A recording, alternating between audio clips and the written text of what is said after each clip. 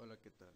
Mi nombre es Javier Medina, soy estudiante de la Escuela de Medicina de la Escuela Superior Politécnica de Chimborazo y les voy a hablar acerca del metabolismo de las proteínas.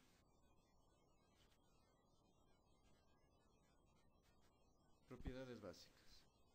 Aproximadamente 3/4 partes de los sólidos en el organismo son proteínas y comprende proteínas estructurales, enzimas, nucleoproteínas, proteínas transportadoras de oxígeno y proteínas musculares. Los aminoácidos son la unidad estructural de las proteínas. Cada uno de estos consta de dos grupos, el grupo carboxilo y el grupo amino.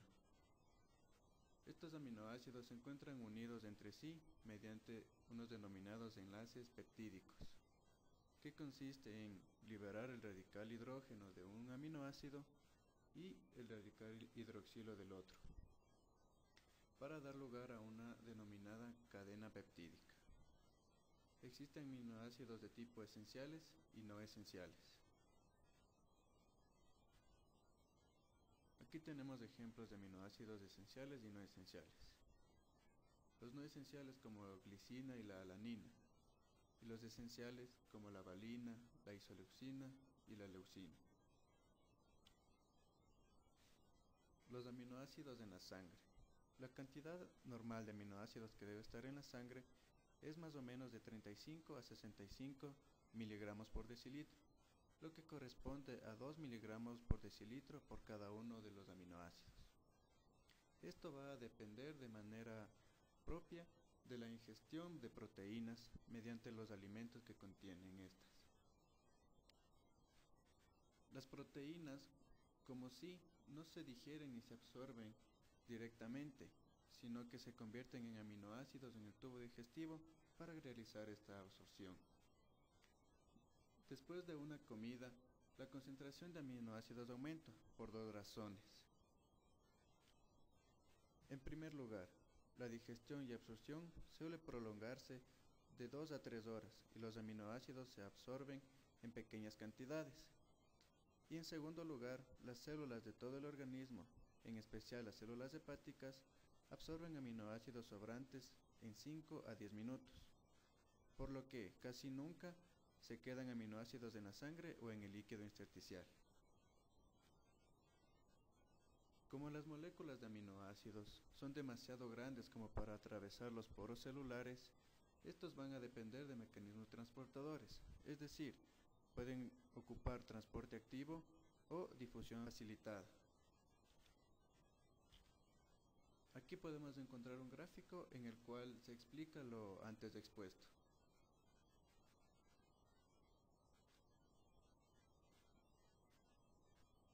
El umbral renal. Todos los aminoácidos se reabsorben de manera activa a través del epitelio de los túbulos proximales de los riñones y los devuelve a la sangre una vez que han pasado por el filtrado glomerular. Cuando un aminoácido concreto alcanza una concentración excesiva en el plasma, este exceso no se reabsorbe y se va a excretar mediante la orina. Almacenamiento de los aminoácidos como proteínas. Los aminoácidos se combinan entre sí mediante los enlaces peptídicos, bajo la dirección del ARN mensajero. Las concentraciones de aminoácidos libres dentro de las células son bajas, por lo que las células no almacenan cantidades de aminoácidos libres, en lugar de ello lo hacen de proteínas. Muchas de estas proteínas intracelulares se descomponen rápidamente de nuevo en aminoácidos bajo la influencia de enzimas lisosómicas, que están dentro de la célula y se encargan de llevarla a esta a la sangre. Órganos como el hígado son capaces de almacenar grandes cantidades de proteínas, pero los riñones y la mucosa intestinal lo hacen en menor proporción. Siempre que las concentraciones plasmáticas de algunos aminoácidos disminuyen por debajo de lo normal, los aminoácidos son transportados fuera de la célula para reponer su valor en el plasma. Hormonas como la de crecimiento y la insulina aumentan la síntesis de proteínas tisulares. En cambio, los glucocorticoides suprarrenales aumentan la concentración plasmática de aminoácidos. Las proteínas celulares del hígado se sintetizan rápidamente a partir de los aminoácidos plasmáticos y se descomponen y regresan al plasma con la misma velocidad. Es decir, si un tejido en particular necesita proteínas, las puede sintetizar a partir de los aminoácidos de la sangre. A su vez, estos se reponen por la descomposición de las proteínas de otras celulares, en especial de las células hepáticas. Las células cancerosas consumen aminoácidos en abundancia, por lo que acaban reduciendo enormemente las proteínas de otras células. El exceso circulante de los aminoácidos se degrada hacia otros productos y se utiliza para obtener energía, convirtiéndolos en grasa o en glucógeno.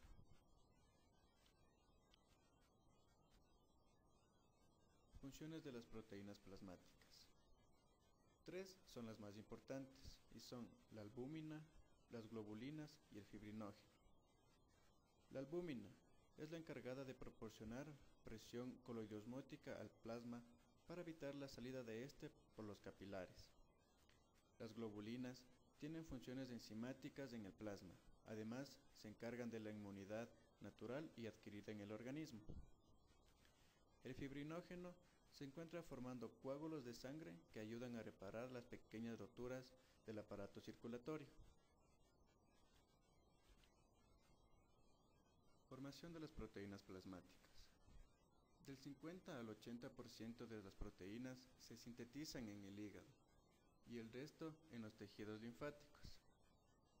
Esto puede alcanzar alrededor de 30 gramos al día. En estados patológicos, como en quemaduras graves, existe una pérdida muy importante de plasma y por ende de proteínas, incluso puede llegar a litros. Una persona con una enfermedad renal grave puede eliminar hasta 20 gramos de proteínas plasmáticas en la orina al día y durante meses. En la cirrosis hepática aparecen grandes cantidades de tejido fibroso, lo que dificulta la síntesis de proteínas plasmáticas, que provoca un descenso de la presión coloidosmótica del plasma, y en consecuencia va a producirse un edema generalizado en el hígado. Las proteínas plasmáticas como fuente de aminoácidos. Los macrófagos tisulares pueden captar proteínas plasmáticas enteras mediante pinocitosis, y una vez dentro de la célula, estas proteínas se convierten en aminoácidos, que van a ser transportados nuevamente hacia la sangre para su utilización por todo el organismo. De esta manera, las proteínas plasmáticas funcionan como un medio lábil de almacenamiento de proteínas y representan una fuente rápida de aminoácidos para los tejidos que los necesiten. Equilibrio entre las proteínas plasmáticas y las proteínas tisulares. Entre estos dos tipos de proteínas y los aminoácidos del plasma, existe un estado de equilibrio constante. A diario se sintetizan y se descomponen unos 400 gramos de proteínas corporales como parte del flujo continuo de aminoácidos. Incluso durante enfermedades debilitantes graves, esta relación entre estas proteínas va a persistir de manera constante. Debido a este equilibrio, cuando existe un trastorno o una carencia proteica, uno de los mecanismos más utilizados es la transfusión intravenosa de células plasmáticas y por ende de proteínas plasmáticas.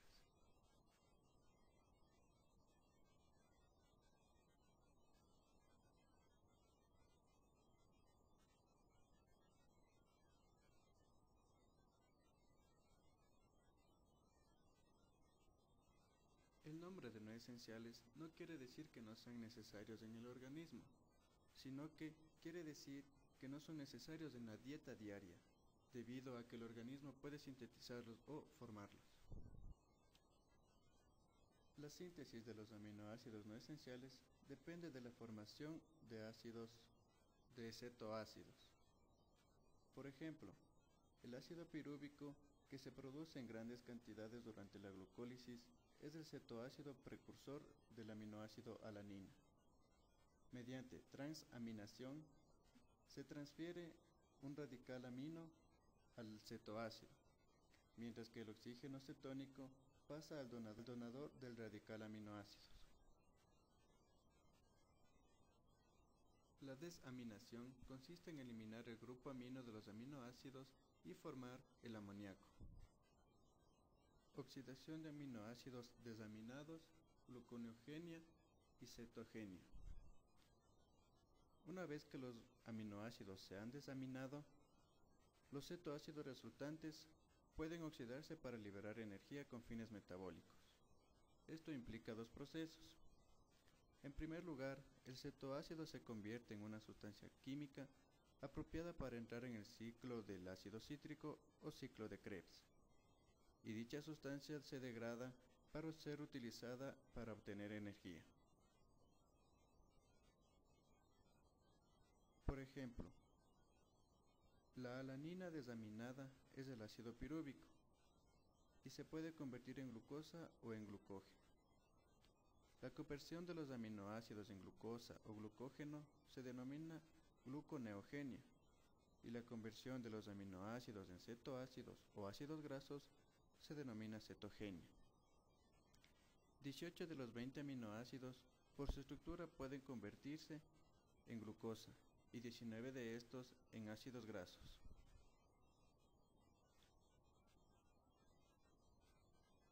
Formación de la urea en el hígado. El amoníaco liberado durante la desaminación de los aminoácidos desaparece de la sangre casi por completo y se transforma en urea. En el hígado se sintetiza casi toda la urea formada en el cuerpo humano. Si éste falla o sufre alguna enfermedad grave, el amoníaco se acumulará en la sangre, lo que va a resultar extremadamente tóxico, en especial para el cerebro, provocando lo conocido como un coma hepático. Después de su formación, la urea se difunde desde las células hepáticas hacia los líquidos corporales, para posteriormente ser secretada por los riñones en la orina.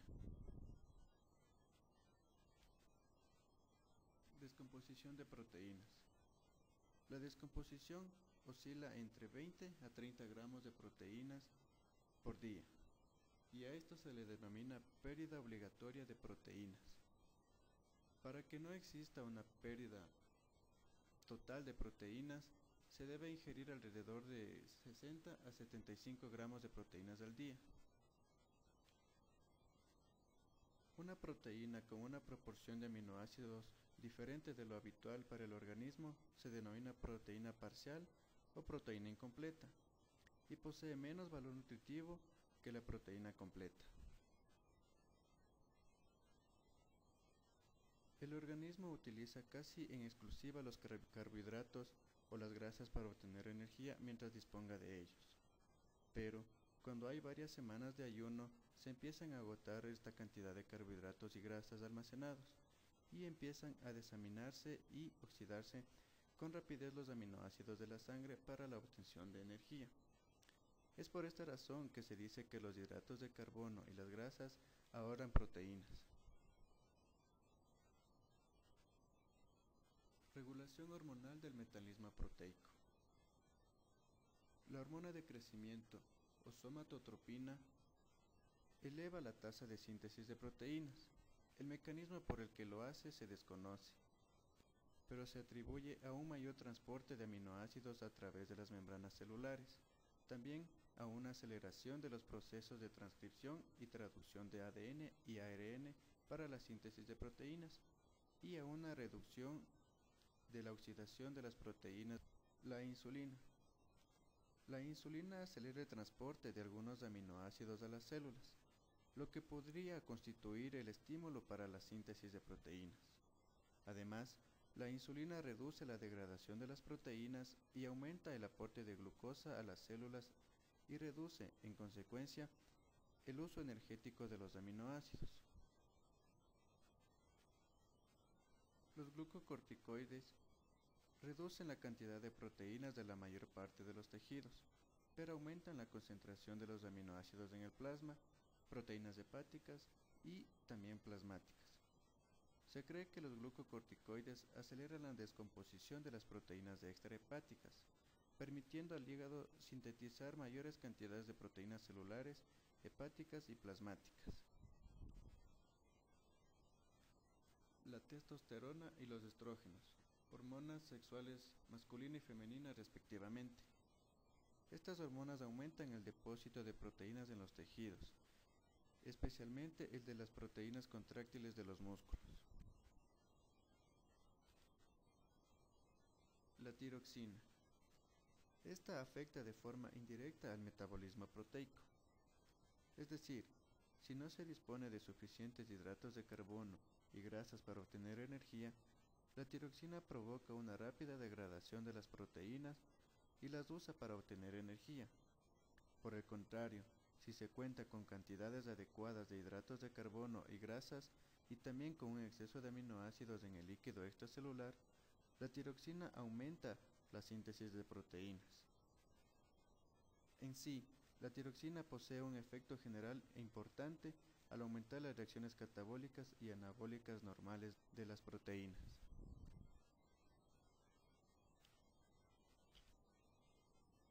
Bien, pues esto ha sido todo, espero que les haya servido de ayuda y que les vaya muy bien.